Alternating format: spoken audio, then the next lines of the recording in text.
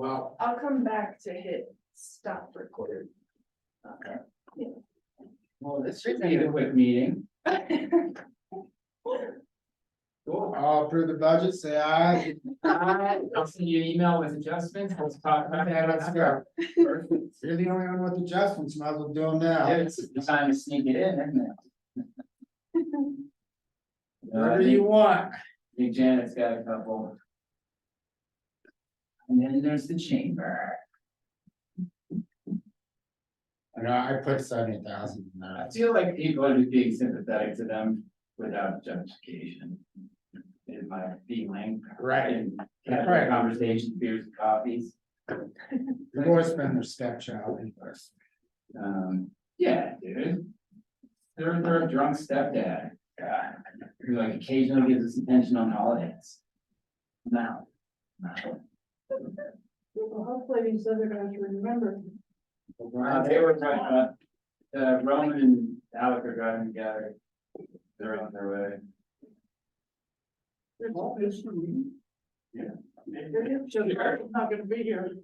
And there's sandwich makings in the hiding box. I don't know.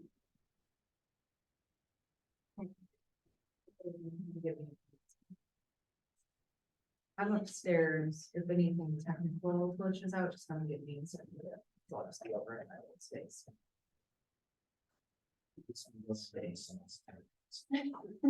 Well, it's already going, right? Yeah, it is, it's recording, so you're being recorded.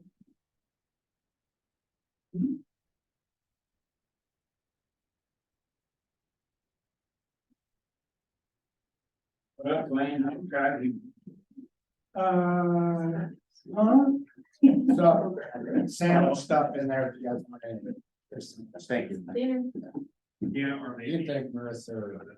Thank you, guys, for this, how many hours we It's all Leah. you to see this the way we need to see it. And, Oh, I know. yeah.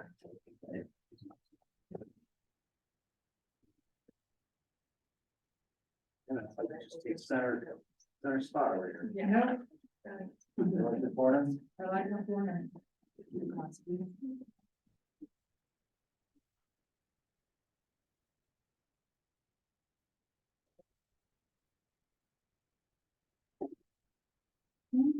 Go ahead. Okay.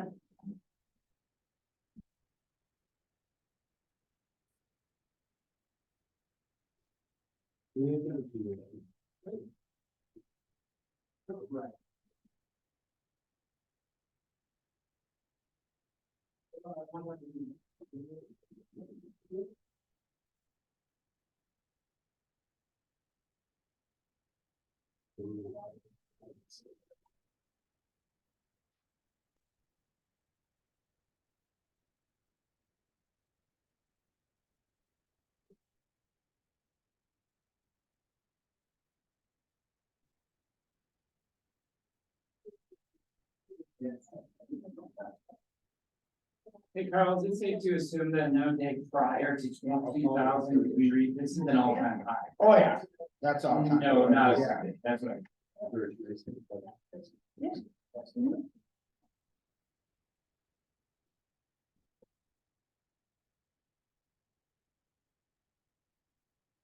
Yeah, this is over 2000, no, it went back. But that's because that was the only sale. And back in the day, we had the balloon festival, Yeah, it wasn't so much back, yeah, pancakes. that's cool. Sandwich or Maybe it was snacks. Yeah. My understanding is that you're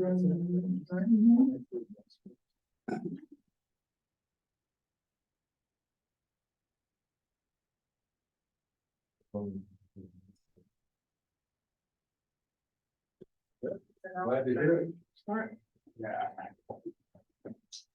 Did I tell you there's so much stuff in the? Yeah, I ate beforehand, I knew there was gonna be food, but I've been, I wouldn't drink it. Preparing something So for a I had while. lunch at like 2:00.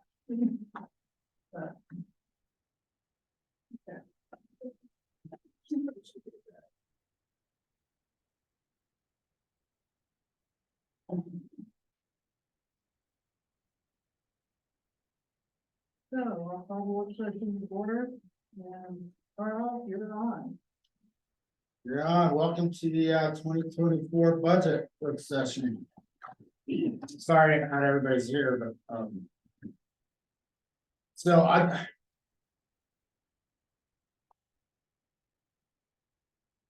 just gonna start out with pointing out a few things I put in the transmittal letter. So again, our sales tax revenues went up again this year. They were over 30% in 2022, and we're up another 8% so far, which I totally wasn't expecting. I just thought we gained so much in 2022. How do we keep up with that? So we're up 8% this year. However, for next year, I dropped it 5% just because you hear all this talk about. I mean, they're saying the lodging revenue is going down, which ours has been up all summer and all winter. I think a lot of that is lodging rates have gone up too, and that kind of offset. Plus, we have a lot more STRs now up here too. So for next year, I dropped it 5%, which is only like 160,000. It doesn't really affect us that much, but I didn't feel like it should go. We usually go like this past year we went flat. Then our property tax, our assessed value went up 58%. So our property tax revenues are going up. Like 350,000 in each fund, because we have 5 mills that goes to the general fund, and then we have little 5 mills that goes to the capital fund. So the general fund's gonna bring in like 936,000, and capital's gonna bring in $1,077,000. You probably saw my memo on Proposition 8 memo how our revenues are now back up to where they were right when the recession hit. We took like 13 years to get back up to that level. That's amazing. Yeah, the thing is that there's such a big lag because the assessor assess values every 2 years. But then they're looking at a year ago sales, so. I mean, that can create that's a 4-year lag. Yeah. So it takes a while to come back up.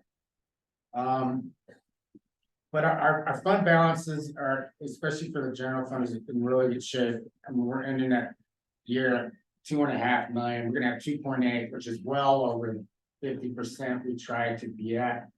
When we got hit with the recession, we had a fund balance of 400,000 back then. And that's when we decided we're gonna build our balance up to 50% of expenditures.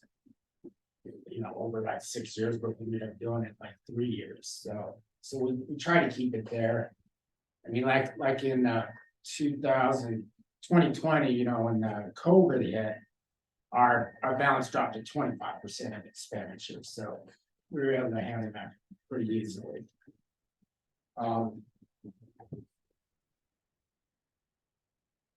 So also, our building revenue has been very strong over the past few years.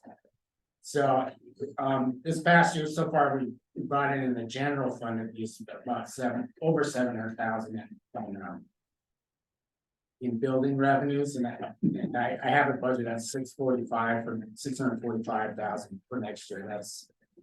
That's use tax, building permits, plan checks, etc.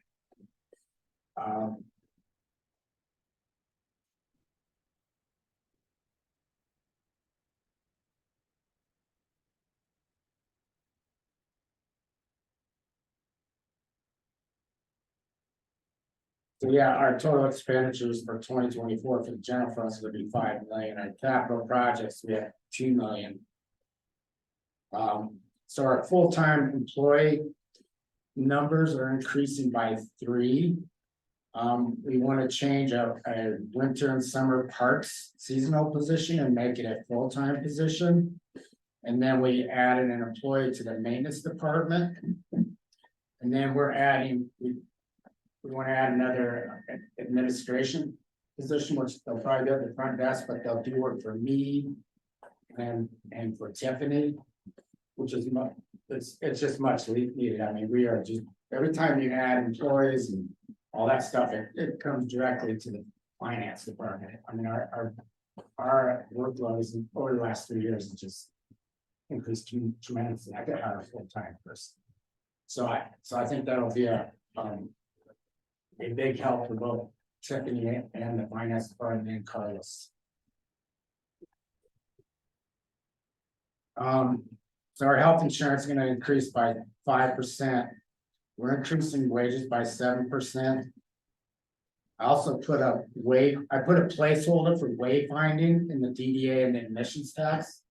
And you guys will be deciding on that in the future. I just put a number in there for now as to what direction you want to go and how much you want to spend. So that'll be coming in the next few months where you guys will be discussing that. What was that, lead-in? Which to DDA and them? The DDA and admissions tax is where we have been thinking about it. And that was for, That's for wayfinding for all, the total cost and so far it's come from DDA and, well, part of it came from admissions tax and part came from. We did like 158,000 for, that for that increase that we had this year.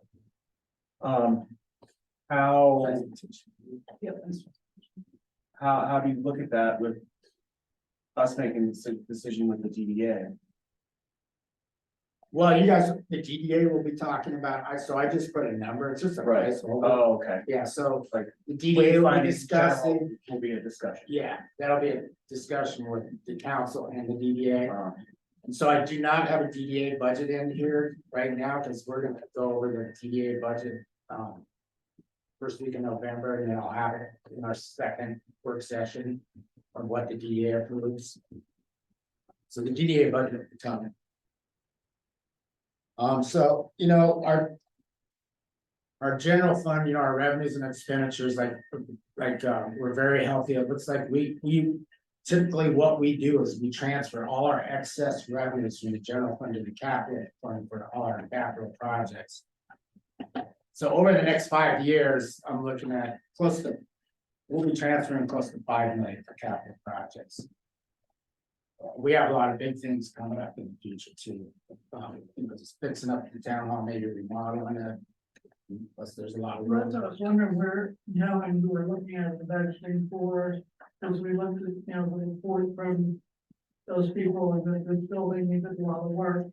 Yeah, so what, and we'll get to that, but I'll just tell you right now, we have about 1.9 million to spend next year out of the capital fund. So I have so in the capital fund. We have big road projects coming, plus our first phase of fixing the town hall, which will probably be all the exterior stuff. So as soon as I put 500,000 in there, it may end up being more. So when we get our bids for some actual bids from contractors, then we'll decide we're gonna do this on the buildings, and we can only do this much on roads next year.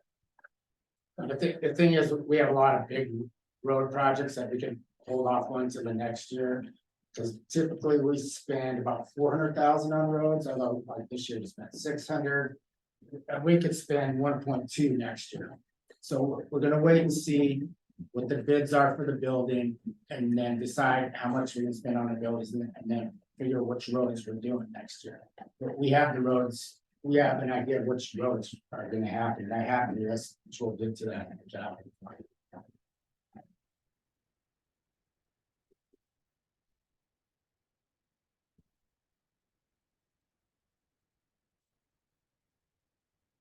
So I put a couple. Graphs in there, you can see this one is our projected revenues for next year, which shows, you know, and this is for the general fund. It shows that 52% of our revenues come from sales tax, and then, of course, building revenues are 14%, and our property tax revenues are going to be 14%. You know, like I said, our property tax went from 589,000 to 936 for next year. Where are you looking? I'm looking at that graph right there. Oh, that there, okay. Yeah. Just like that.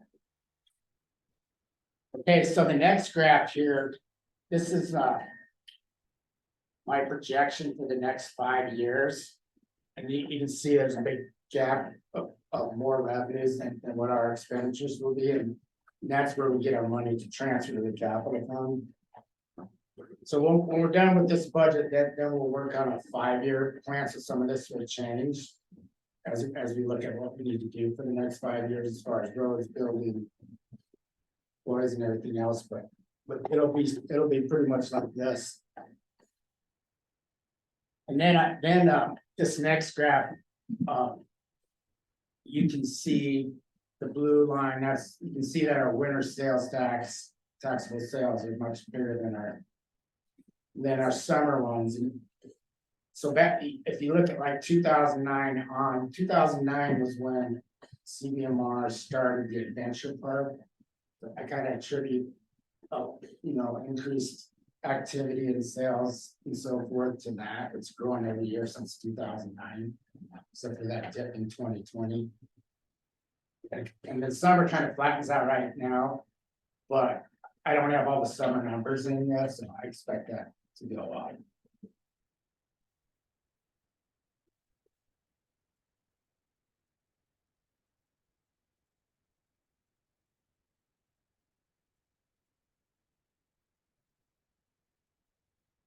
So anyway, this one, looks like I got the wrong one on here, but I'm on this page here with the general fund.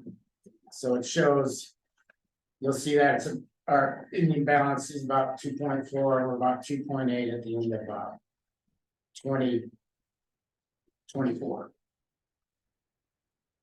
And then this spreadsheet here just kind of is a projection. You can see my projection over the next 5 years. We'll have, by 2028. A $4 million balance, and I'm sure our expenditures and stuff will grow. So that number will change, but it just shows that the general fund is healthy.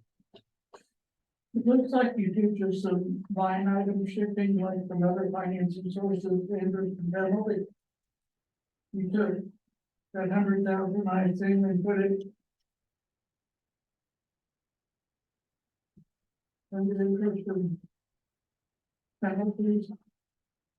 There's still went up a lot more. Are you looking at? I'm looking at this page. That's it. Say on top. What is the page? What's the title of the page? It's Not retribution of property from the general budget. okay.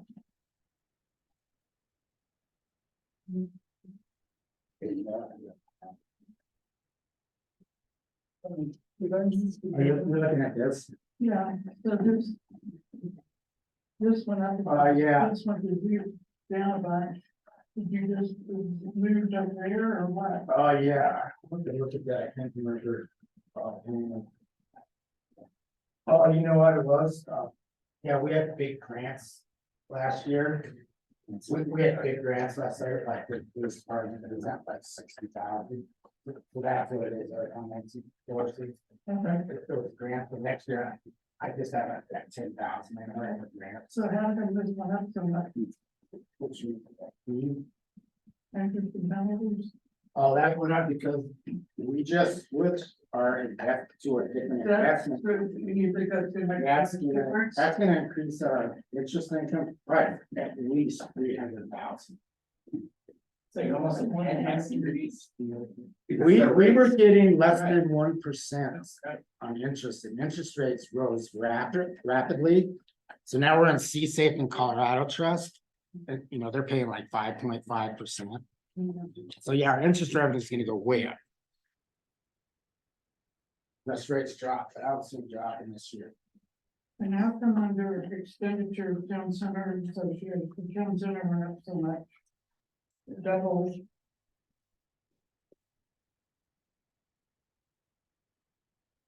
I actually looked at this, Carl. Why didn't you send us some? Yeah, well, I'll tell you. Still on the wood. Oh, yeah, so. So. It's dues and utilities in the town center. So they actually forgot to bill us for 2019, 2020, 21, and 20, I think 22.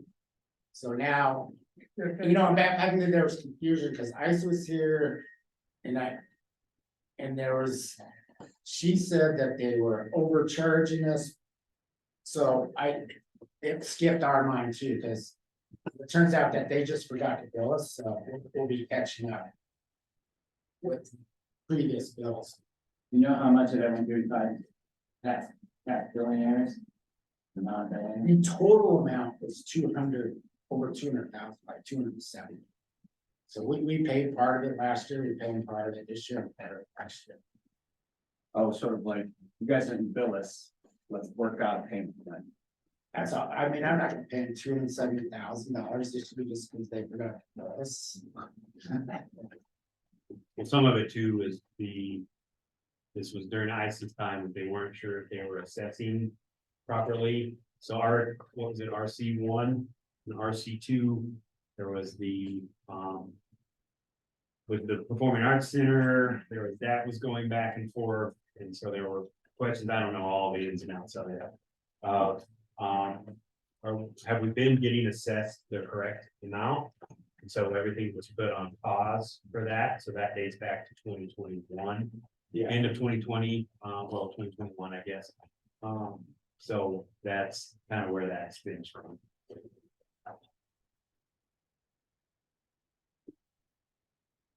So for income, what was the outcome of your discovery of non-payment of rental tax or?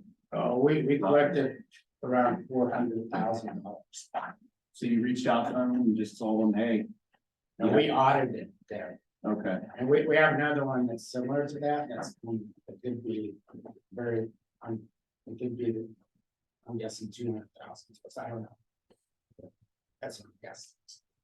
well, something came out of that meeting. Yeah. With the DDA then, I guess. So as far as the revenues, I'm on page 8. Oh, no, I'm on page 9. So just going over the major revenues, I have 3.2 million budgeted for city sales tax in the general fund next year. Sorry, this is general fund, if the pages aren't, Yeah, they aren't numbered.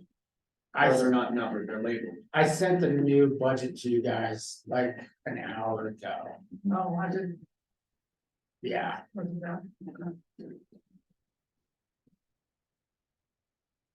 Well, those are the same pages that you printed out for me this morning, right? yeah, and I printed up some pages. You don't have it.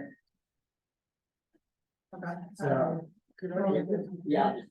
This is there. So I'm here now. So the very first budget I sent you, for some reason, this stuff didn't get on there. We went this page. You're saying page, page there. In the news, that's.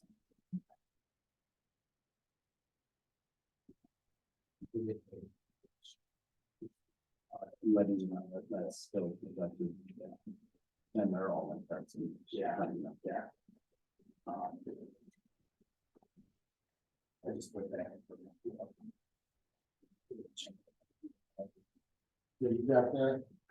You have a copy of the budget? Actually. Oh, you got there.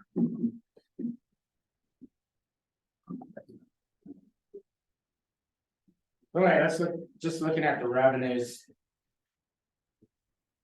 Like I said, the major ones, is sales tax, 1031, 300, we have it 3. And the other big ones are building permit revenues, which are use tax, building permits, design review permits. And plan checks. So we have use tax at 400,000, so far we collected 445 this year. And then 10/31/800 of no levy, you can see. Last year was this year was 589,000, next year will be 936,000. Cause our value in town went up 58%. Then 10/32/701, that's the bolt and STR fees, it should be around 388,000 next year. Our trash services, I have it budgeted to bring in 172,000. Which on the expenditure side, we spend about that same amount. Can I ask why the STR? I lumped it all together. Lumped STR and both fees, so it was just two. We got this new pay online revenue system that didn't really break it out, so it's just easier to keep it all together. It's all basically comes from the same thing, from short-term rentals. Would the year-end projection be a combination of? Because you switched over partway through the year, so you're trying to merge, it's hard to project that because you're merging like two different estimations. Yeah, my projection should be pretty close, about 250. It might even be more, I mean, because like last year. Well, yeah, it's gonna be more, Well, for STR, yeah. because. So that It means, should be a little more, because if you look at 2022. We brought in 358. And then in the business license, 28,000, and STR license, 29,000. So we don't collect business licenses anymore, right, but that 358 and that 30,000. Is gonna be more than what I projected, so that needs to be adjusted. And then our budget should probably raise just a little bit, so I'll really look at that.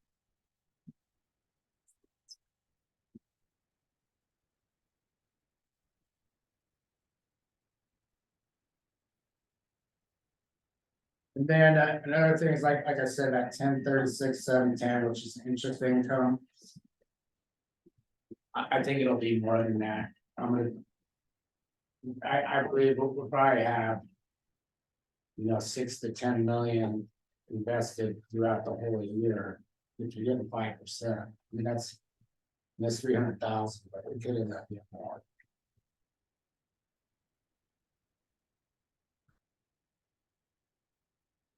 And then our sheriff reimbursement. Should bring in like 165,000 next year. So the sheriff's contract is up to be renegotiated next year, so that's something we're gonna have to really think about. If you look at our dispatch fees. That we're gonna pay next year, it's gonna be 154,000. And they pay us 165,000 for the sheriff's contract, so. I think in the future, we should discuss. More money from the county. For the sheriff's contract.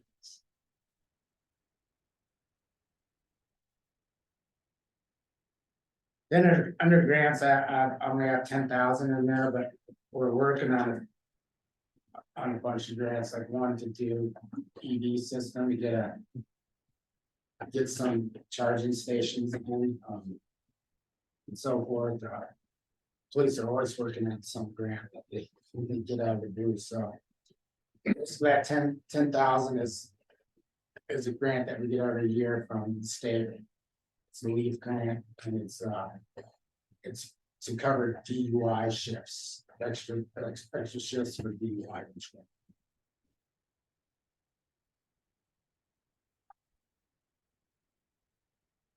All right, let's go to the next page to general fund expenditures.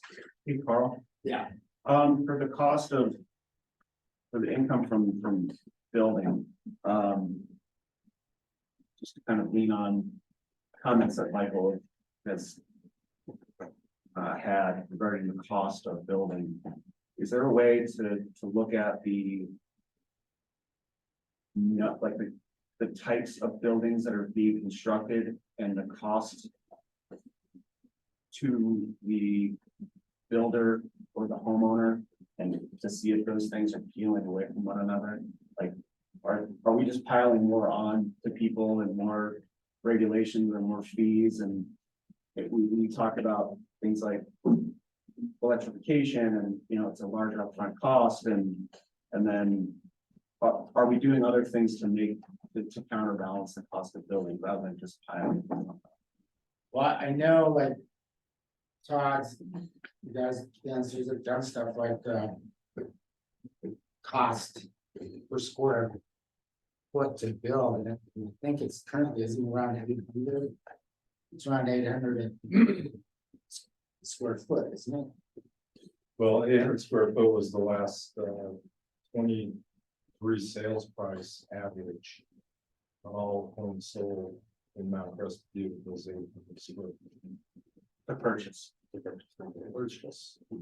I don't know exactly, I mean, the cost per square foot vary depending upon the type of building. Right. But average, it's gotta be above 400 plus square feet.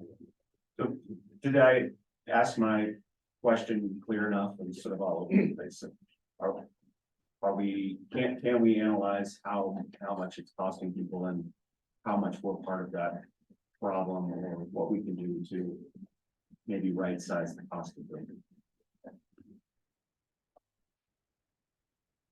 Well, I mean, we haven't changed our fee structure in forever. The only fee we've added recently is the inclusionary zoning fee, where we now apply that to all home new builds greater than 2,700 square feet, unless they have another exemption. So, for example, it doesn't apply in Prospect. So I would say our fees to construct haven't gone up more. They're all a function of the valuation of the building, so maybe we're collecting more, but that's because the types of homes that are getting built are more higher end homes. So I don't know if I'm either answering your question, but I would counter that and saying, you know, yes, you know, there are fees to build. Some of those aren't town fees. The most significant one is water and sand, the tap fees. That's a significant one, but I don't think that our fees are.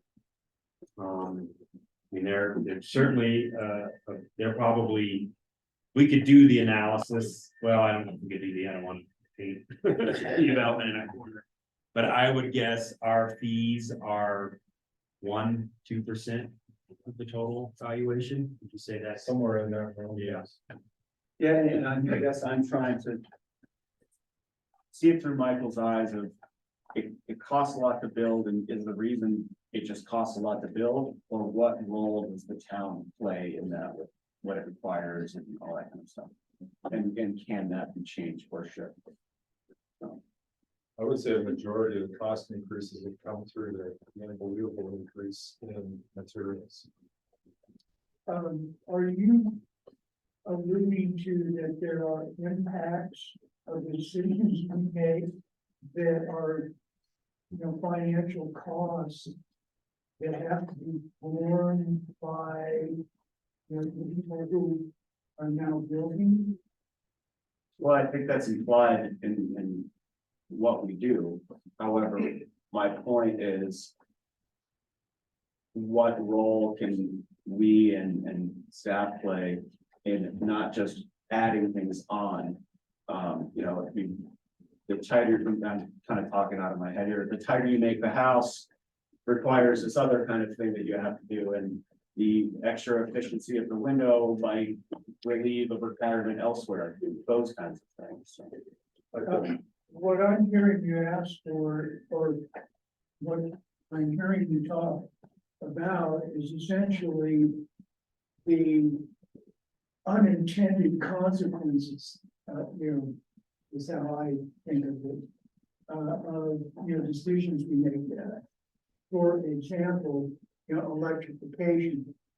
Well, you know, the numbers are in on electrification that the cheapest way to and most efficient way to heat your house is not with electricity. And so you know, when we say that, you know, we wanna, you know, electrify everything, that is what I was referring to, is kind of what I think Michael was talking about. You know, in that. And what I heard you asking for was that more information about what are those impacts? That's kind of a twist on what I was inquiring about, Okay. with decisions that are made, whether it's within the building department. Or asks within the building department, or things that we're trying to do. Rather than continuously adding things on, as we. Make those requirements, are there other ways we can counteract the costs of doing some of those things with savings elsewhere? So that's not just saying like you have to electrify and it's gonna cost you more money. If we go down that road, it's here's something that we're requiring you to do, but here's something else we might be able to take off the table. Well, I think whenever there are incremental costs associated with adoption of new building things. Now, whether that's an increase in insulation when you go from an R40 to ceiling to an R60. But hopefully those costs are balanced by the savings in the utilities in the long run for that owner, that venture. Yeah, and I think that's lost as well sometimes in some of these conversations. Some folks just see this upfront cost, but. You know, like one of the smaller ones is somebody can't use gas in their homes, they don't have the monthly service of just paying for the right to be hooked up to gas. Those kinds of things, but we're kind of swirling off the side. I just tried to pose the question and see what. Sprinklers is probably a primary example that you can deal with is, you know, we require sprinklers in all 2-family and multifamily structures, this is residential, and then all single-family homes greater than 4,600 square feet. So, you know, and that's a code provision. So I think all the things, you know, and Neil was alluding to insulation in the energy code, all that is all things that people in the trades will tell you make the cost of construction more expensive. So it's more a function of codes that we're requiring, and we have done that, you know, over the years multiple times, and just keeping up with the codes. But as far as our fee structures are concerned, I don't think we adjusted those. We, you know, for example, we found that our impact fees, you know, we haven't changed those since the mid-90s. We did a study in the mid-90s that say we should be charging probably 10 times more in impact fees than we actually do. And the impact fees cover, you know, just what they say they do, impacts from having more construction and more people in the community. That those fees that we collect, which is about $1,500 of building permit for a single family home, doesn't really cover any of our expenses. So I would argue that our fee structure doesn't cause our things to be more expensive. It's the cost of construction that does that. And our fees are a function of that. And then it comes with probably some of what you guys were talking about, which is the building codes. Making buildings tighter, making them more energy efficient. That does come with a higher price tag. Thanks.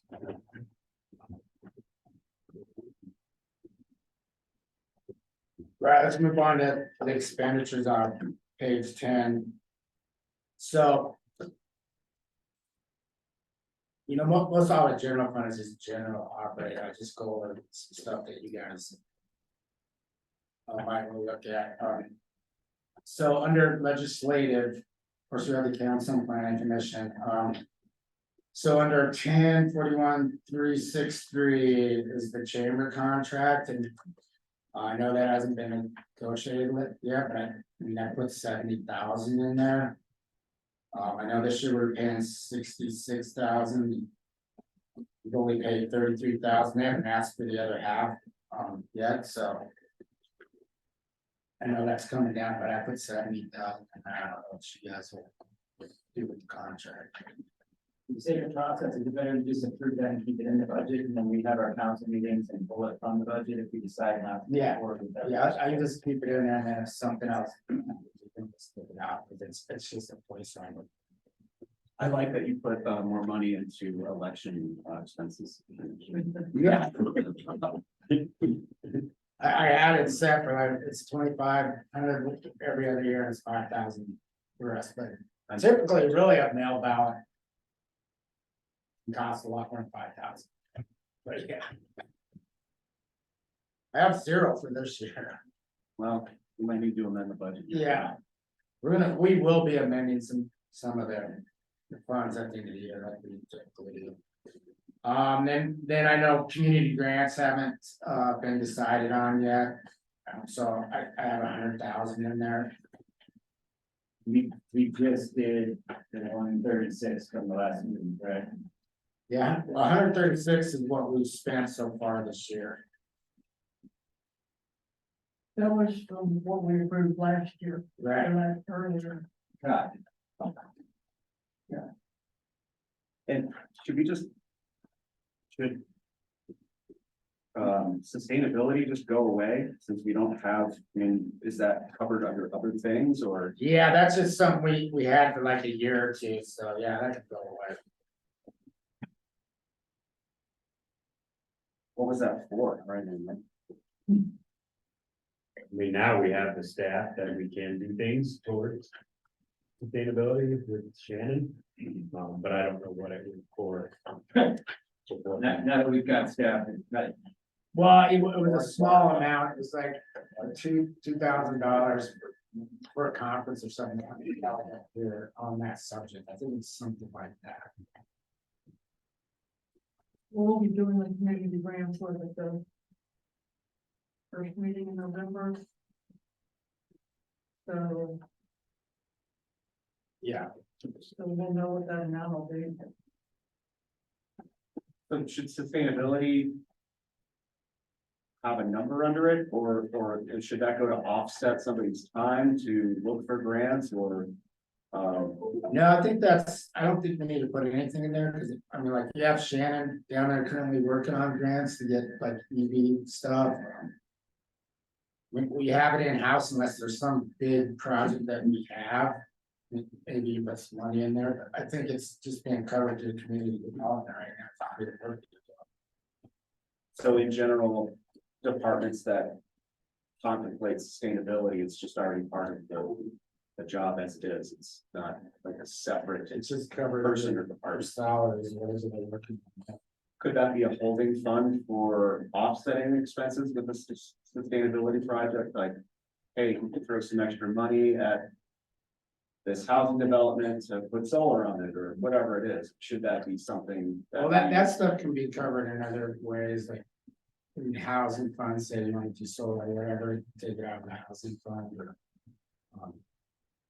Something like that. But I guess if there isn't a fund specifically focused on that kind of thing, it might be lost, at least for me.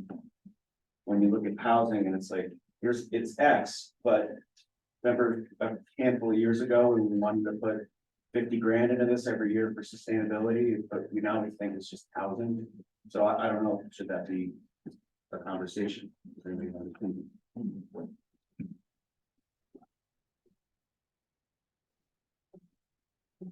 The idea like, if it's not being used at all, we might go. Well, you know, we have, so we don't just have one fund for housing, there's housing and housing authority, the good deeds, so there are line items for specific intentions. Do we care to have a sustainability intention to put towards? I think most of our sustainability is intentions, from what I understood, is she's gonna be able to go after grants. Myself. No, I can circle back to it. I just need the idea, I mean, like, with GCBA, you can sort of put in for the assessment for the student. Oftentimes, though, sort of train stops there because the next step is some sort of, remodel or something like that, but it's pretty costly. And so there's a way that town can sort of provide some sort of assistance, for projects that sort of build efficiency or something like that, it's fine with our master plan. I guess one consideration with that for grants, not all grants are, a lot of the times you have to match to obtain the grant. And so it's a little bit different from affordable housing, depending on the size of the jurisdiction. They will not require a match. We're finding that through the Prop 1, 2, 3. With some other housing potential grants, but so you wanted to do, it may be tied to somewhat with capital projects. So you decide if you ever do re-roof the town hall, you might want to incorporate solar in there. So something. Yeah, like for matches, like I said, I have 10,000 capital fund to match like EV stuff, which is probably gonna be much less than that. But yeah, if something comes up, we can always budget and do a match if we have to. And because I can tell you how much is available to match a grant. Or a project like solar or whatever. Right now, there's nothing there, so we can do that. I'll refocus. Do we The have, philosophy of that. do we have a grant matching line item? Or would grant matching line item cover things like sustainability and all of that? Is that a conversation we had? Well, when a grant comes up and there's a match that's gonna be required, we'll just come to you and get it approved. Simple as that, like our budget right now, it's basically just it's a goal, it's an estimate, you know, typically, like every year, stuff comes up. That you end up doing, Unplanned stuff. yeah, the unplanned stuff. And it comes from the general, if it were a grant matching scenario, it would come from the general fund. Well, we can take it out of capital too, it just depends. But there's always stuff like, with pickleball, and some of them cost 50,000 to do that. So, stuff like that.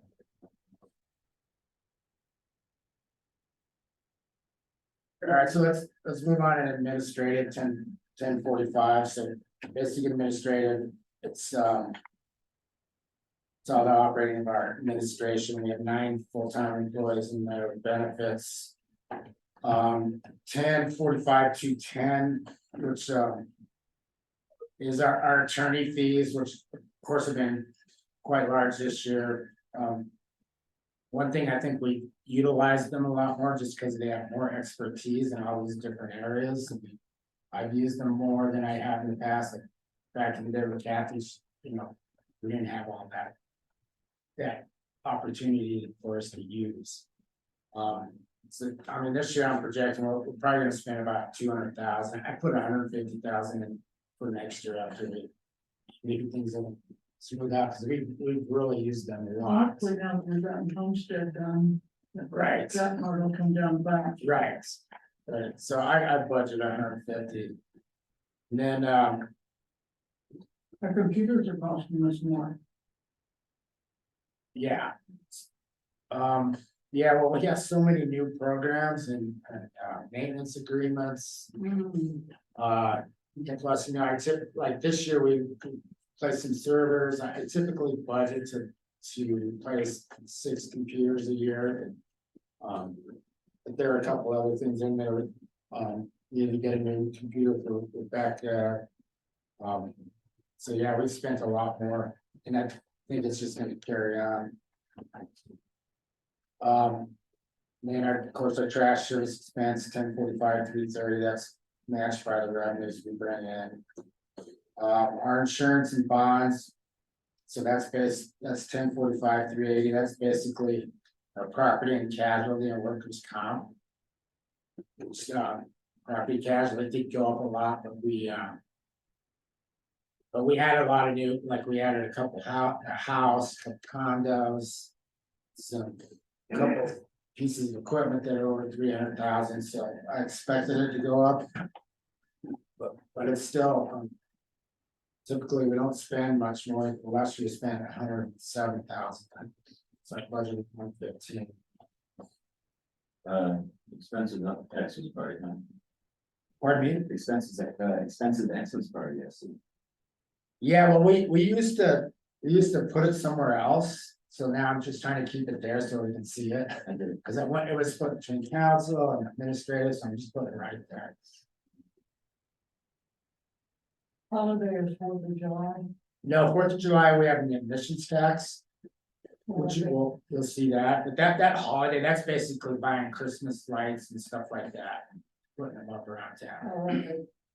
yeah. Is there any chance, would there be consideration to bump that up and let's go maybe a little sexier for a busy year?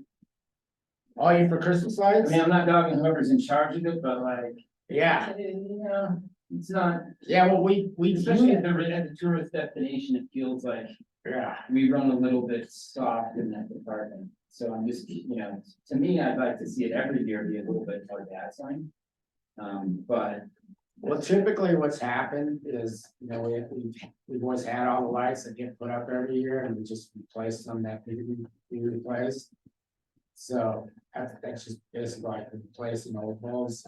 I know like as far as 50-year anniversary, we reckon there's a lot of planned events which we'll read about in the emissions tax portion for events. But yeah, you know, like we used to hire the same person every year to put the lights upside, you know.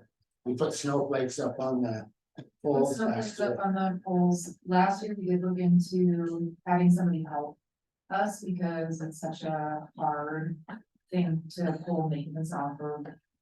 Like right now to set up for stuff, and I think if I recall, we were quoted around like $25,000 for street lights. Right. So it was really expensive going that route.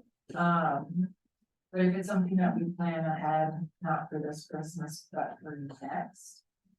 Right, for 2024, essentially. Think about it, because we don't have something excessive, other than like light up the night, which we bolstered quite a bit, we made a much larger event. But does anybody, you might not even need to look into this, does anybody else think this is something that we work into or not? John, what the, I could always say that. I do think it makes sense that we should do it. Have a mind to do sort of better because we are diverse. It's a little selfish of us to assume the intention behind Christmas. Should it be like Jesus's 2050th birthday or something? Yeah, fair. Well, let's call it holiday decorations. Maybe that. I don't disagree. Better lights that are off when it's appropriate to be off. So you're The giant light up 50 at the entrance. Well, that's the current Yeah. problem we have with the lights that we use, when we have limited places where we can put the lights that are our property. But the lights we have up here don't meet our I was gonna ask about street that. light. Can't you just add 4-inch shields, drop down shields on those, and we would end up needing the fire? No, they flash. And so they have a setting where you can, I didn't deal with it. Tim and I worked through this last year, because I had to tell them that we couldn't turn them on, because they didn't meet our exterior lighting requirements. Which It's like, light are you I talking can't, about? these are the ones that are out front. not later days. Talking about the lights in front of that building, the cops. I'm talking, yeah, holiday lights on Got trees Sorry. out in front. Okay. And there, I don't remember all of the details with it, but they aren't able to be programmed when you turn them off, or they're not allowed to be able to be continually programmed. And so when you turn them off, or when they turn off, you have to reprogram them, and the default programming for them is flashing, which is, not allowed. And so I was like, Tim, I can't, as the director that enforces exterior lighting requirements can't have lights here in the town hall that don't meet our requirements. So that's just a little side story of these holiday lights. But I thought that was discovered when it was too late to sort of take them down and replace them because we had snow. Well, we just didn't turn them on. Right, but we couldn't pivot and like put in new ones because we already had snow covering a bunch of. stuff. Yeah, but I don't know if we have new lights to replace them with. Would $1,000 line item in the budget help?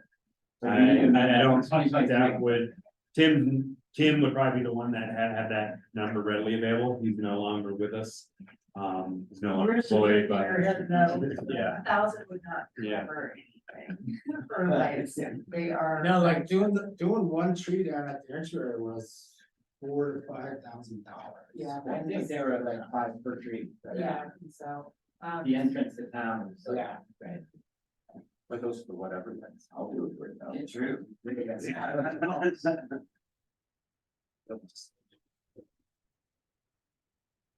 And we could just turn them on arbitrarily like Morley said. We're ready to move on. Yeah, Yes. All right, so the next one is the town center. Which basically covers the cost of the snowmass parking lot. We have a little bit of money set aside in case gates get broken down there at the town center and then for utilities. And then of course the dues and subscriptions at the town center. Then we have community development, again, it's pretty basic operating, we have 4 full-time employees. So it's all their salaries and wages, benefits, travel. Not much change there, it's just basic operating. Then the town hall, general building repair, you see we spent about 59,000 this year, but I typically budget 20,000 a year for just general maintenance, but next year we're gonna be doing, our major project will come out of capital. That 59,000 was really the assessment evaluation, most of it was. Doing the assessment on town hall. And then our police department in 1054. So basically, police department is still out I just, want to check up on the building repair, you're saying that's something that's just kind of up in the air right now until we decide what we're doing. so. So that 59,000 was doing the assessment, and then as far as doing the actual repairs and stuff, you'll see it in the capital fund when we get to that. Okay, So basically, I have about 1.9 million to spend on roads in the building, once we get some contractors to bid on the work that we want to have done, then we'll decide what we're doing. As far as to the building and then which roads we're gonna do. okay. So police departments, 8. Full-time officers. Plus Maddie is in there, one big change that I'm gonna have here is 1054, 215 dispatch fees.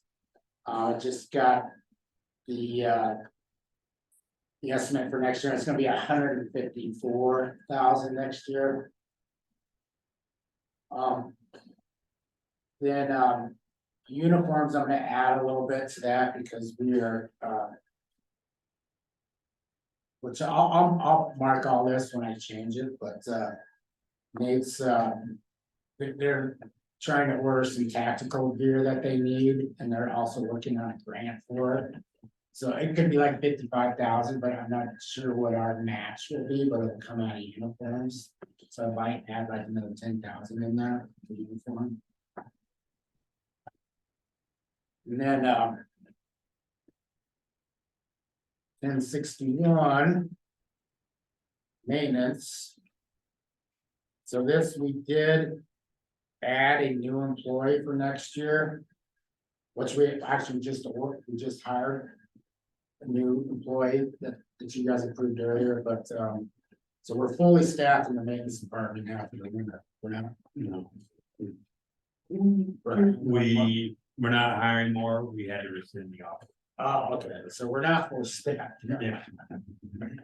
But we're gonna try to just, I can talk about it offline if you'd like. This happened right before I left, so I haven't had a chance. Tiffany knows, but I hadn't had a chance. Is this one of the applicants that's gonna come on? Mhm. Okay, no sense not. Yeah. Is it the broker Mountain Edge? No, he's No, starting. he's in. Yeah, yeah. That's right. Okay.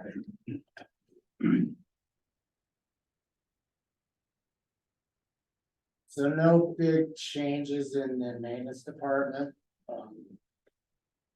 I haven't seen all our snow removal bills from the county, with it being such a big winter, it could be higher than that 85,000 I projected.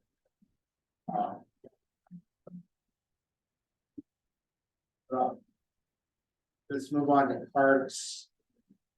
So parks. The parks we did budget to hire another person in parks, like I said, we're getting rid of a part-time winter and part-time summer employee and just making it a full-time employee. I mean, we have. The thing is, we want full-time employees because we have a lot of very expensive equipment. We're hiring part-time people, they don't know how to drive their equipment, they're not trained on it. It's just overall, it won't cost us that much more money to just have a full-time employee. We do add the benefits and so forth, but after last winter, just having another person's gonna be very helpful, but I don't know, did any of you see the new piece of equipment we bought, we bought a holder? So we just bought this holder, it's perfect for the rec path, for clearing the rec path. It's built for it, it's a German piece of equipment, it has the top of the line snow blower on it, which is like a Zod. And it's just built for what it does, the windows are heated, the mirrors are heated, and it's gonna be a lot more efficient. I wish we'd had it last winter. We originally had it in our 2024 budget to buy brand new one at 300,000, which I was gonna do with the master lease that we have. We ended up finding a used one this year with only 200 hours on it, so we went ahead and got it for this winter, and the total price was like 190, so we probably saved 100,000 buying a used one. But it's basically like it only has 200 hours on it. But that frees up money in our master lease because we need to replace another loader coming up, that, the loaders are over 300,000, so that'll just get us closer to a new loader. Will that be used multi-season with swap at the front end? Is that just gonna be a one tool? Oh, no, it's gonna be used in the summer too. I mean, it has all kinds of attachments you can buy. Yeah. You can buy a mower that mows the side hills as you're driving along. It's got water tank in the back, you can do a flatbed on it. Yeah, it's got any attachment you want. Good. And the one that we came with, I mean, they can like spray different. They could spray like a mag chloride under the Snowcrest Bridge or something. I think they're gonna be playing with different solutions that get rid of some of that ice and so it's, I don't know, I think of shady spots, so. It's it'll be interesting to see what happens this one like that. Can you speak briefly about 1062 to 51? Ah, that was my next question. Cloud seeding? Well, that's something we pay to the county every year, it's $3,000. To the county for cloud seeding. Who are they? They turn on the coal-fired power plant for like an hour. Yeah. It worked great last year, but yeah, right, we don't have quantified. Yes, I don't know how much it really helps, but that's our contribution, it's about 3,000. Something I don't really. We've done that for years, I can't even tell you. We actually, we don't know anything about that. Oh, they can give you all their stats and stuff. Chemtrails. That's, I hate to be a conspiracy theorist. No, you- Yeah, you're right, I love it. But, yeah. Well, You You know, look at the same I stuff would that we like didn't trust. What they're what they're trying to accomplish, to what, what are the effects?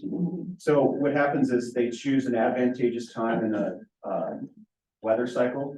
And they seed the clouds with, I don't know what the actual particulate is. Silver iodine. Silver iodine, which the moisture sticks to and falls out of the sky and condenses into snow. And that's why I made a joke about coal fire. Yes, well, I'm just curious about what the effects of the, silver iodide or whatever it is, what that, the ones accomplishes. Yeah, I'm just curious. There's any number of things that go in your lungs, or don't, probably on a daily basis that are concerning to you guys. The other thing on the parks, we need to take some out of there. We're doing that under the community grants. Send out of there, put under grants, yeah, the We're 25,000. gonna do it as part of the community. Right, I forgot about that. Yeah, and that doesn't get just plopped back in, that Right. it just goes back in.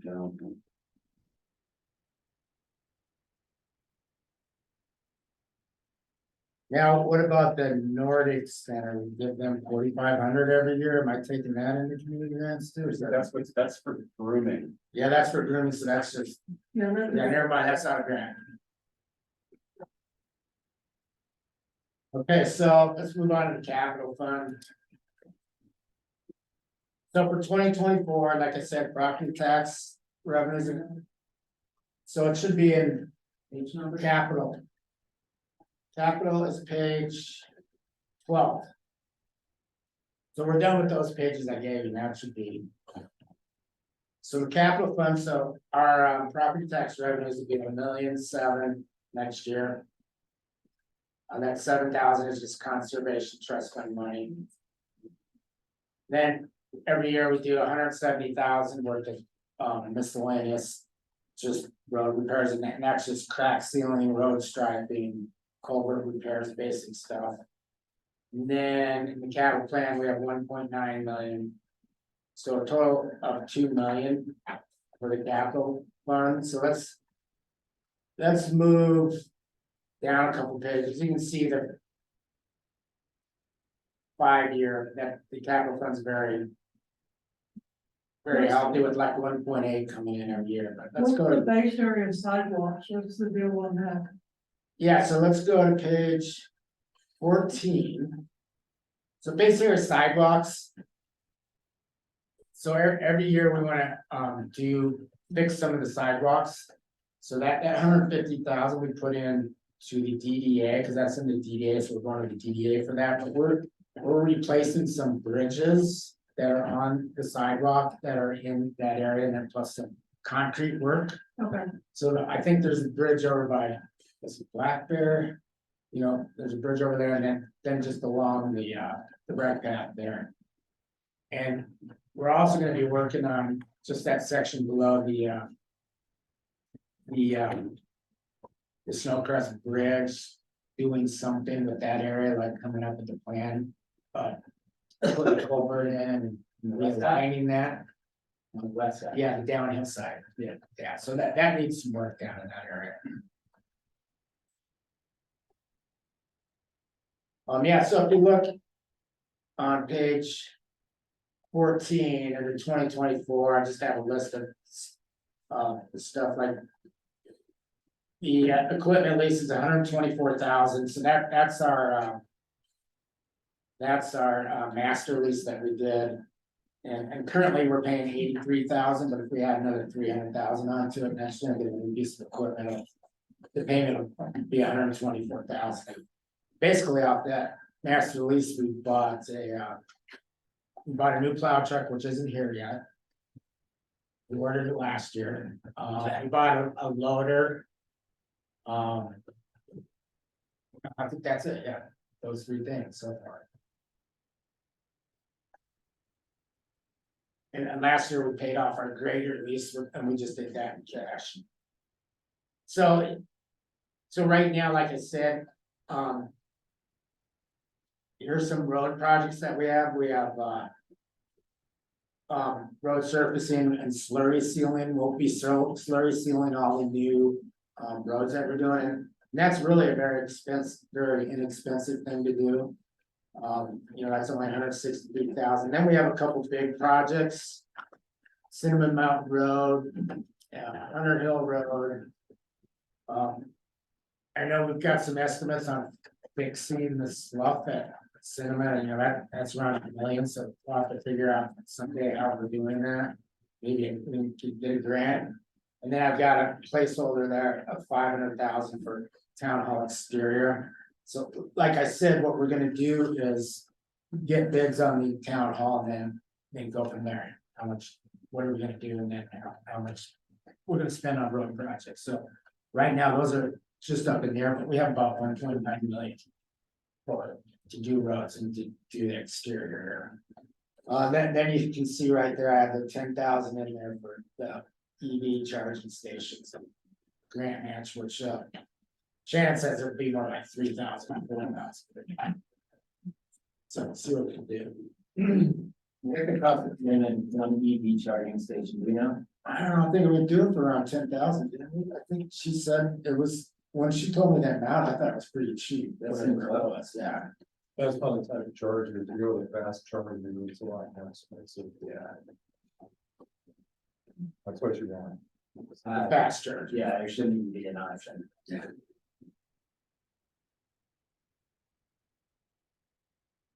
All right, let's move on to debt service fund. That's our bond issue that we did. The payment's around 200,000 a year, it ends in 2030. That the bond issue that we did was back in 2010, we did a lot of road work and then extended our right path.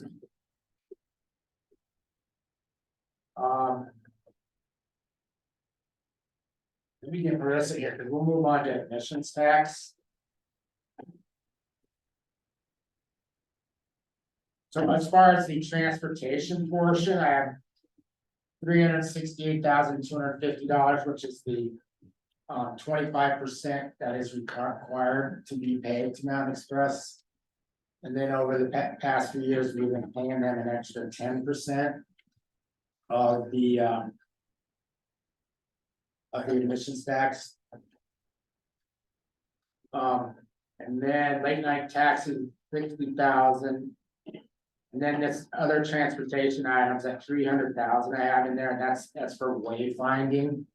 So that's just, like I said, that's a number placeholder until you guys discuss it, and I think that's coming maybe next month. We decide what the next phase is. Just a little bit of insight with the DDA, and obviously this would be sort of an ongoing conversation with town and what the town wants to do. We voted to keep our funding level at the same that it was for the wayfinding, and town picked up the slack. But there's just a discussion within the DDA, well, how much do we, the price is going up, but how much do we want to be a part of that price increase? So just setting the stage for further talks. Sorry, which piece was that? Excuse me, I'll be right back. Wayfinding. It's a emissions tax. Basically, the DDA did not vote to increase their funding to match the cost difference. And town stepped up.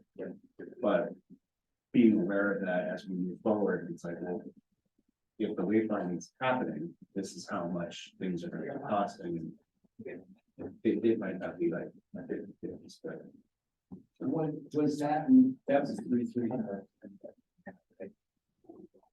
I don't know. From the DDA, Yeah, when they voted to not go to 158, that council. I believe that is the case. Yeah, I mean, there was one person missing, but we didn't want, I don't think anybody wanted to go back and read it. We vote to not buy refiners. Yeah. I told us. Yeah. Yep, and then come be back. All right, so I have Marissa here, so. We're all our events next year, the 50th anniversary, if you go down a couple pages. Sorry, we had events and marketing. Yeah, Okay, can I have one point on the transportation? okay. Within ad tax. So based on, when Carl did his presentation in September, and then we had the ad tax stuff recently. It kind of got me thinking relative to sort of how we've done our allocations. I totally understand you think there's a spiteful component to this. You expressed that and I would like to hash out kind of where this sits. So what I would like to do, seeing as how the sales projections for the next few years are consistently flat or going up. The Mountain Express budget will consistently be climbing with that. And so when I went back and I looked at the master plan, and I looked at some components from 363 town surveys that were given. The community really prioritized the commercial base area. To basically the question was, if you had $10 to spend on community needs, how would you allocate it? 20% was allocated towards increased base area, whereas 6.4% was thought to be, would be to allocate towards transportation and mobility. After that, we increased and added another 10% out of that tax fund to the Mountain Express budget, or to what we allocate to them. So having seen now that we've got this huge push with larger scale events coming, 134,000, talking about York Inc., tens and tens of thousands every year Blister. To me, it seems like now, because sales tax has offset with that additional 10% represents, and will actually increase beyond it. To me, that value of that 10% has more value in the ad tax fund that could be allocated, one, towards more grants, to create more events. We could create an independent allocation of that 10% to go towards subsidizing off-season business assistance to try to stimulate and keep business open longer or opening earlier. So I'm just thinking, I've been brainstorming ways here that we can kind of balance this out with the input that we did have from the community. And right now, it seems like maybe we're a little bit inverted on where we've seen things versus what the community input was to that. And I just don't know if anybody has an appetite to discuss that further or make any considerations with that. But to me, I'd like to see, I think the value of that dollar, particularly because our sales tax, as it stands, 1% of sales tax goes to Mountain Express. So because we've seen this huge surge in our sales tax, they too have experienced the same surge. So where I sit, I don't necessarily think that 10% is best served on that side of the table. So Yeah, because we also, Mountain Express, they also get, that it's gonna be budgeted next year for 804,000. Everybody's does transportation fund. So, we had those, together. And we can, like we just put 25%. I mean, if I was adding all of them together and it's coming out 1.3 million, but we were doing the Mountain Express. So taking 147,000 off, because we have been getting a lot more requests. And it's not just the amount of the requests, but we've been getting more requests for funding for events that are bringing in people and activities and, I don't have a problem taking off the 10%. I have no problem with that either, as long as we have the conversation about what is of more value. Without having that conversation, like I'm, in, Neverland, because, it's not a bad investment. Given everything that, it can accomplish what, the good at Mountain Express accomplishes. And, I'm all about, let's have the conversation about, where else we can find value and leverage, to move things forward by transferring 10% to something. Is that, Well, let me, clear enough. Let me ask a question clarifying the events part of it. So there's the first part of events and marketing department, 243, 200. And then under marketing events, there's other, 289.5. Explain. So that's the what those grants are. that you got, that's the grants that you guys give out, the rest is, the marketing events that. Rest of them Rebecca do. Which is which? The 289 is what, the council gives out. From the admissions tax. Right. And you know, the way it is right now, you have. In admissions tax, I mean, you're allocating 70% to transportation and 30% to marketing and events. I mean, you can always move those. Those percentages, you can do more towards marketing events if you want. You just have to have 25%. Did way over. You know, this year, Right. Well, you have a 310 projection here, we did more than that. Well, you know what I do is if it's an event that's next year, I expense it to next year. So when I give them money right now, it's a prepaid expense. Gotcha. So I may. Yeah, so I could change that and amend the budget. I could change the way I do that. so the reason why I originally pushed for that 10% was for several reasons. First, Mountain Express is being continually asked to do more and more.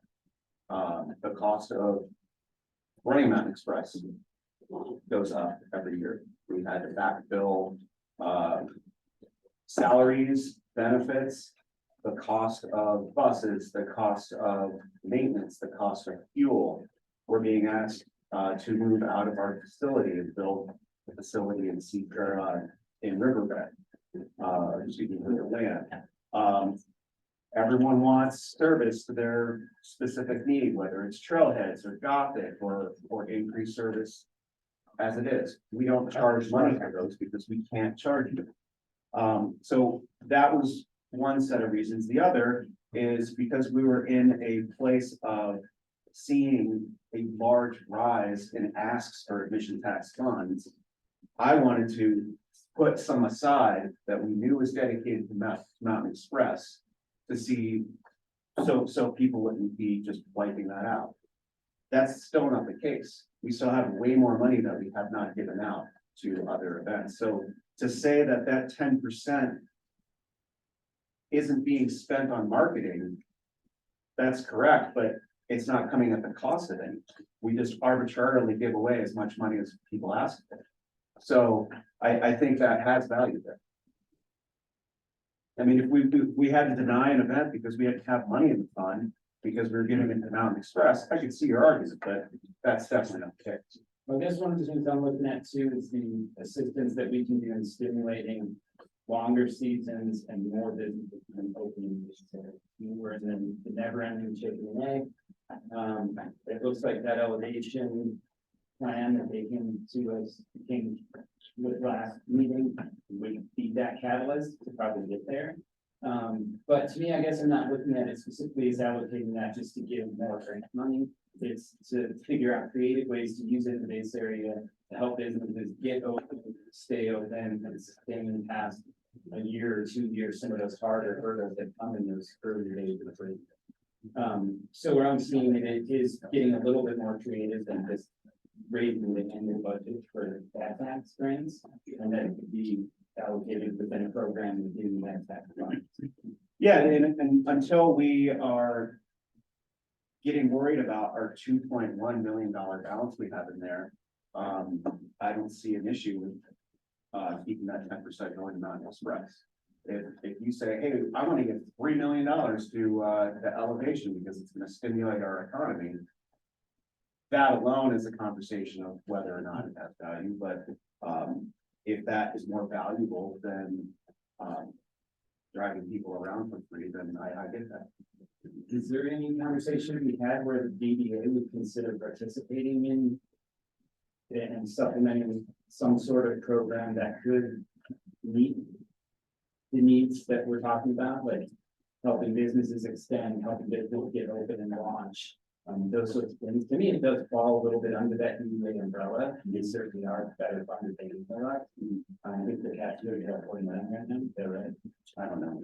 So with that, I'm open to figuring it out, I just really wanna focus on, one, what the community expressed, they'd like to see the direction of town go towards. But that can be secondary to the larger conversation, and just say, if we can find these resources elsewhere, I think there's a good conversation to be had about trying to figure out how to help businesses thrive in the face. And I think that's great, and I just don't think it's a funding issue right now with how this is structured. Yeah, I don't think it. I don't think what we're doing with Mountain Express is coming at a detriment to any of those ideas, some of which don't exist yet. So until we see some ideas that sounds like giving free money to businesses to stay open, is an idea that we have. The DDA has not had that conversation. I've really pushed hard, and I don't know what more I can do because I can't just come up with plans. I can have ideas within the DDA, but because of how freely the DDA can spend money, I think it's a home run to have a bunch of that money go towards subsidizing an affordable housing project, because they can just spend money on horizontal infrastructure, planning, whatever they want. So, I see more value in that rather than just giving somebody $50,000 to keep their bar open for all of November. So, couple of different things, come to mind when I'm trying to do. I'm not entirely clear on specifics that you would be asking for, the businesses. So without the specifics, it's hard to, a specific that comes to my mind as an example is really I know, with, a rent subsidy or something for a month, or, without specific details on what what the vision is. Well, we just did, how much did we do for the ed tax grants? Yeah, we give a lot of people money to market their business and like pay for. Right, No, let me finish my thought if I may. Well, I was gonna sort of answer that, there are specifics, because we just did a huge amount of grants. We just did like 300 something thousand, didn't we? Yeah, so. But it's like, what is But coming that, 27. this, at a cost? I'm looking at something that would fall outside the box, You don't know where. other than, grants, and maybe this is something that, we should have coffee and, have a conversation about it. Cause it's, it sounds like to me that we need to be, bouncing our ideas off of each other and brainstorming. This might not be the time for that, but I would like to have the opportunity to do that. Yeah, and I didn't want to move forward maybe without Michael and Nicholas. Yeah, Input on that, so I That work session. was that? Yeah, totally, so, but, yeah, I want to throw that out there. But if there's a way that some of this money could go to help people live next to the businesses, that could then drive money to them and they could stay open all by themselves without us just giving them blank checks to stay open. Would it be beneficial to Yeah, put something really on fun. schedule for an admissions tax work session? Sorry, say that again. Would it be beneficial to have a work session on this, and I can put something together? I think we can sort of talk amongst ourselves on it for the next couple of weeks, and when they get back, they can up to speed on some conversations we had and go from there. Not something else I could do. I just would be curious, Janet, do you have an opinion of if there's currently the way things are structured, that we're not doing something at the detriment of, having 10% go to Mountain Express? Well, we did everything, and we're drawing down on this online, balance, and there's gonna reach a point we can't do that. Well, I mean, We spent like 300,000 over this last year. Between the summer and the winter. And, there's gonna be a point that that's gonna be a problem and you're not gonna have any money left. Well, if people are asking for that money in those ways and. Well, I think once now that, you know, like coming up with weird things that's happening, they're requesting, I think we're gonna keep seeing that request and. Yeah, and that's an even deeper conversation around admissions tax. Like, at what point is it a business's or organization's job to prop themselves up a little bit? I mean, Yeah, you know, we went, well, no, I mean, like. Hey, I wanna do this event, it's 90% of our budget. Like, okay, well. You know, like, at what point is it supposed to be a financially sound group or organization or business? More than one, we're not, it's a false equivalent, right? It's not like we're having to make the decision, we would choose to fund this tax, but we've spent this money on non-express. And until we get to that point, I don't understand why we're talking about these two things at the same time. I don't know either. Doesn't make sense. I just thought we were already allocating through specifically this next work session and focus on creating cap budgets for the program. So with that, it seemed like this is very relevant. I think the capped budgets, to me, was more of creating competition amongst these folks rather than just blindly asking for as much money as we have in our pockets. Because that's what we were having with the DDA. I mean, when the Adaptive Sports Center came in, they were like, we have $2 million, and at the time, they were like, yeah, sure, You know, there you go. And then Elevation came along, they're like, hey, there's money here. Can we have all this money? And you're like, well, we have no precedent of how and why we should or shouldn't give it away, sure. And then we gave them money for a project that was already done because we didn't have any guardrails. And through the work of staff and, you know, Carlos especially, like, we're building a robust system in which to get money away. And my impression was the cap was to create some sort of competition and sort of intention with what people are doing rather than like, yeah, we're just gonna get 50 grand to this marketing company and hope that's right. And thankfully Marissa comes along and she starts really picking things apart and it helps us be financially savvy with how we give money away because it's largely a business decision. We're partnering with these people, not just here's some money. And that's why I think I've always had a hard time with how this all happens because I'm a business owner and no one's really giving me free money. And I have to make these decisions on how to run my business based on whether or not the return is there. Is the risk worth it? Is the market there? Rather than like, yeah, this would be cool to do. I'd love to have a $250,000 tuning robot, but it doesn't make sense for me. but if your business was up here, we could give you money to market your business. Sure, or give me $250 for a robot, which is insane. So, yeah, it's just a lens and it's the length of this room and you put in a speed and it comes out together. Well, I see what you're saying, yeah, here nor there, I'm just. we're not gonna resolve this today. No, but he did paint the picture of it is pertinent and topical because we're talking about the caps and I just gave my perspective on where the caps came from. Because we're still got All right, some to go through before we. well, we do have good balances on both sides of it, so, but it is a good conversation for the future. So if you have any questions, let's go on to the next part of it is Rebecca and Marissa's part of it. And they did I enclosed the report of all the events that we have on tap for next year. Which is pretty similar to last year. It's we're gonna be spending about 75,000 more, but we do have our 50th anniversary next week, so there's more to it. Do you have anything to say? Yeah, and, it's in this report, but for the first time, we've been really tracking advertisements away from just kind of grouping it into one fund. It was something that I wanted to start this last year to just see how much money we as a town are actually spending on like promotional materials like PPT or through CD News.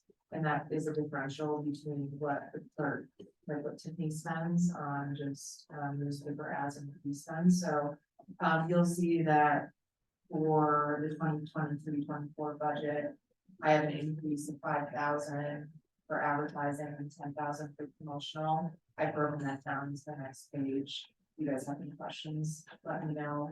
the 50th anniversary, that's kind of just a one-off for this next year.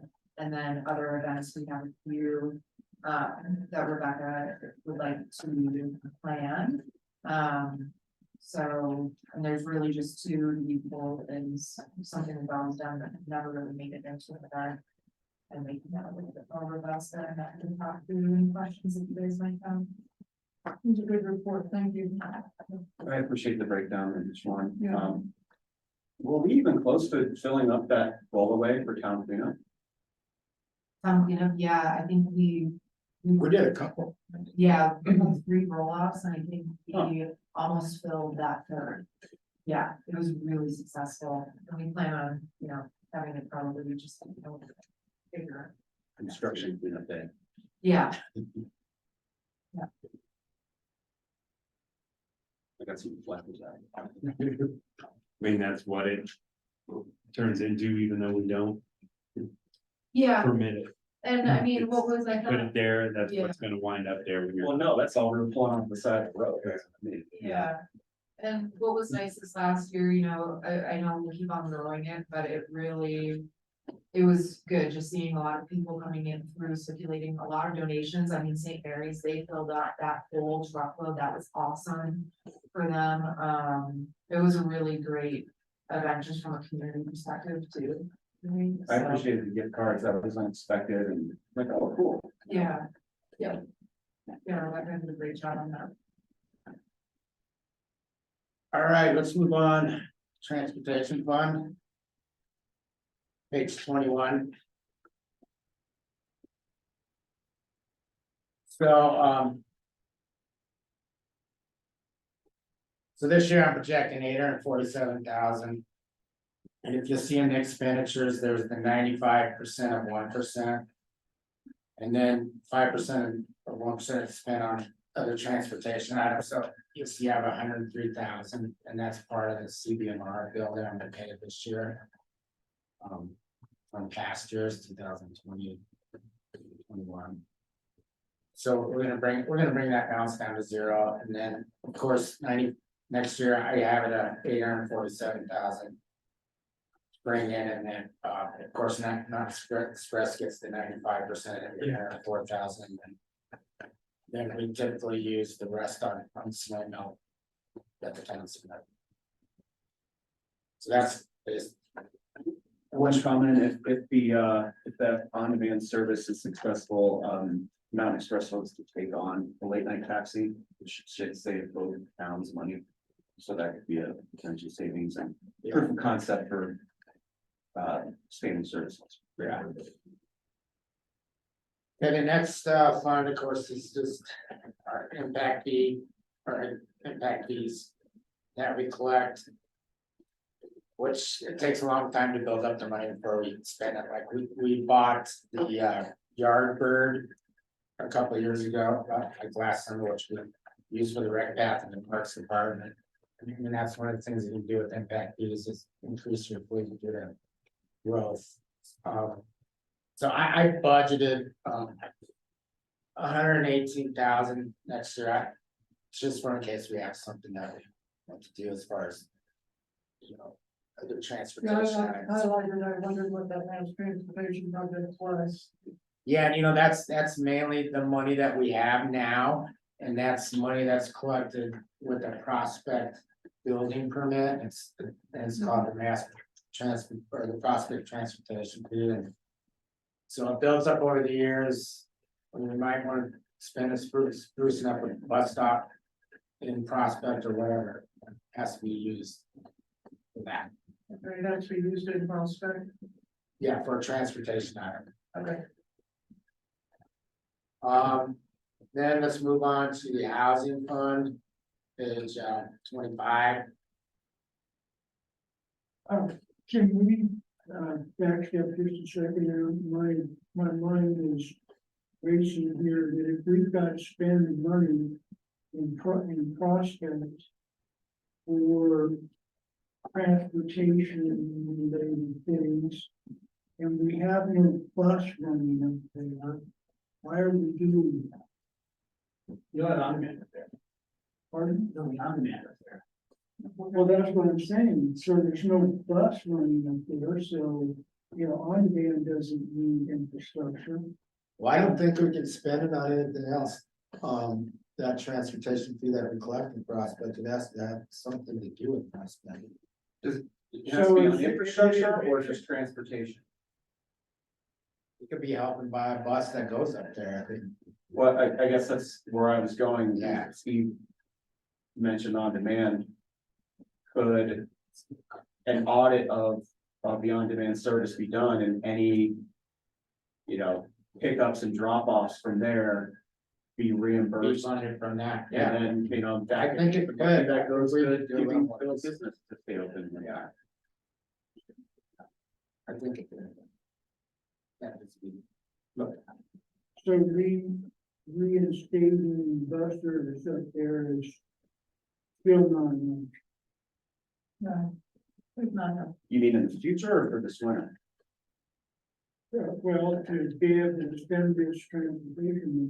When we build Homestead, we'll have to have that discussion. Yeah, right now, we're not even really spending this up there anyway, it's just accruing, because there's nothing even before the on-demand conversation happened to spend money on. So, you know, in the future, there may be something, because yeah, like you said, we finished Homestead, there you are, bus stop put right there, or whatever. yeah, I don't see why it's out of the conversation that if North Village comes online, that wouldn't be a dedicated route, for example, that has more frequent service. I just, you know, trying to connect. Yeah, it's not a one-way street with transportation, like this configuration can work now. In 5 years, something else is more appealing, the more people that live around Homestead and North Village could necessitate something different, so. All right, the housing fund. So as far as revenues go. If you look at like, our fees and loan dedication, which is, what's the name of the fee that we have? What's it called? The inclusionary. Yeah, so the inclusionary, if you look, that is mostly that. If you see in 2022, we collected 668,000 in fees and bill dedication, which a big part of that was a big project down on Snowfall Point. That Lacey's doing, so a lot of that came from that. And so this year I'm looking at about 265,000, so I budgeted flat for next year.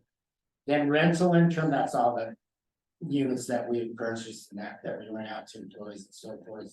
So that'll bring it about 78,000. Then the community foundation, people can donate towards housing items through the community Have foundation. people been doing that at all? We have about 7,000 in there right Okay. now. I get letters here and there. Huh? What was that? Oh, the community foundation. So then as far as So that expanding, started it off. you're the one, yeah, you're the big one. Yeah, Yeah. I was just wondering who the everybody is. There's other people donating. Okay, good. One component of the BID program, that may be overfunded.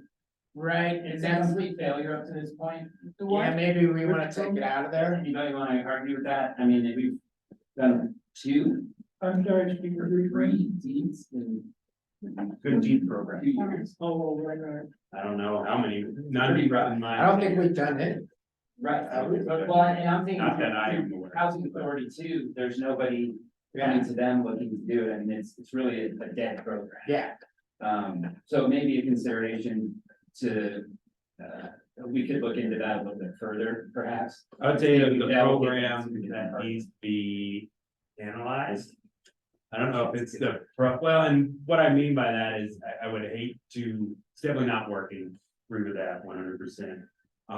But I don't know if it needs to be thrown on the junk pile or if it needs to be reassessed and say, how can we change this so it is Get some a results. options for folks, because obviously the way it's formatted now, it is not. What's the balance in there? well, if you look, I placed $3 million in our housing programs, cause we could be spending that on Homestead, but we have 3 million available. So I put it in that line item. So what current housing programs is that for everything? Like I'm assuming we're probably gonna spend it all on homestead. Or need it initially. But for this year, 1.792, what was that? Oh, so that last year. Yeah. That, so we bought the house on Paradise, we purchased Oh, crazy. one or two other condos, that's what that was. And then this year, what we spent out of the 832,750 went towards. The settlement at Homestead. Could you offer more, or would you offer more, just of a breakdown under that moving forward, just so we Yeah. can see? And Steve, for the Good Deed program, I mean, that could be an opportunity to advance some of those energy audits or something like that, I don't know. Yeah. It's not in the same vein, but you know, it could go towards some other. Yeah, I think there's reallocation within the housing fund to other projects is probably a reasonable consideration. But even my suggestion, it doesn't necessarily make something deed restricted or. You know, helps out somebody buy that, so. But yeah, I'm doing that shit. So again, Carl, the Good Deed program just has a rolling budget number. I just put some money in there for a case. Okay, so it's not Never a used reserve fund. So that full 150,000 that. Housing Matters. Good deed program. Do we need it in there anymore? Are we using it? We're not using. I could take it out. So we- Then you I just mean- put it in balance. It's a matter of just finding the time to. Revamp, see how we could possibly revamp the programs, which, you know. Finding that time is a challenge, so we could certainly. I don't want the programs to go away, but we can certainly reduce. Or eliminate the funding for 2024 until we're able to. Reassess. The plans, the programs. So one page we could do, Andy, and get all the numbers from how it's already done. Yeah. The program, I guess, seems to work in more financially distressed areas, you know, and gun and think through the contraction of the people becoming. You know, they get in tougher position, potentially losing their house, but if they allow from the program, we have to put out there. Eventually, we demographically we become. Yeah. And maybe that's the conclusion.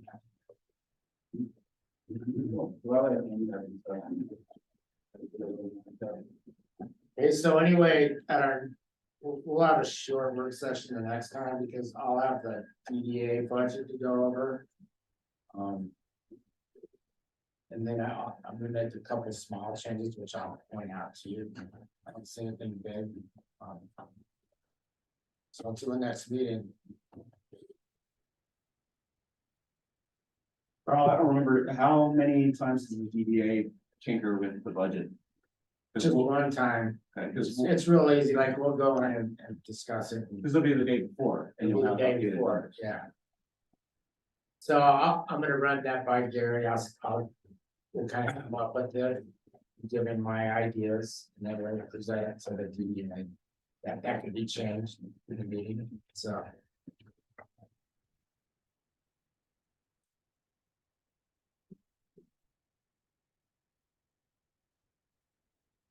I can answer your prospect impact fee question. Okay. Here, so the fund is, we go to one of two items. The mine, this is from 2001.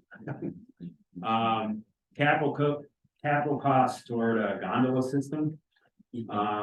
Capital cost of a gondola system, hardware necessary to construct said system, including but not limited to towers, cable, passenger cars, etc.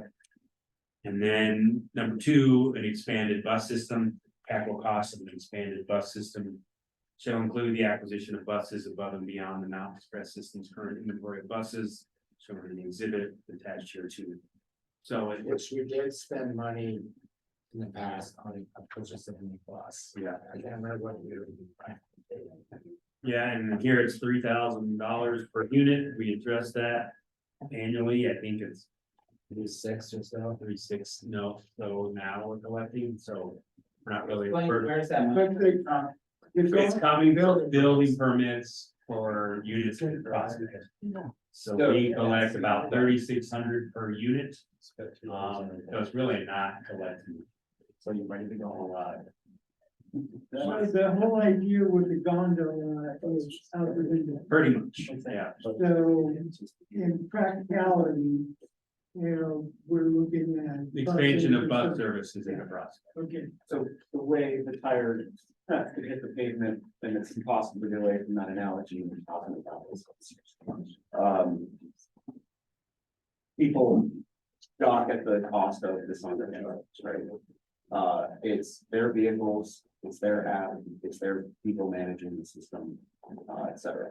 So if success and non-express is running alongside this team the entire time, we say, all right, we don't need your management anymore. So we're gonna take this on, we're going to get vehicles. Your staff becomes ours. So instead of W2, there's for them, they're ours. And then we can manage to spend and get the vehicles that we want in the mix. you say That's next not a meeting, lot of we'll money, do but okay. that's a couple vehicles.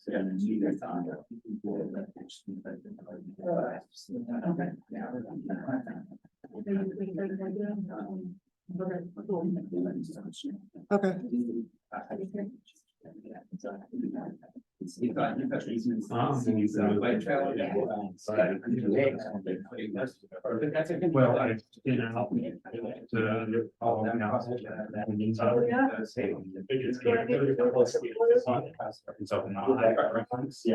It's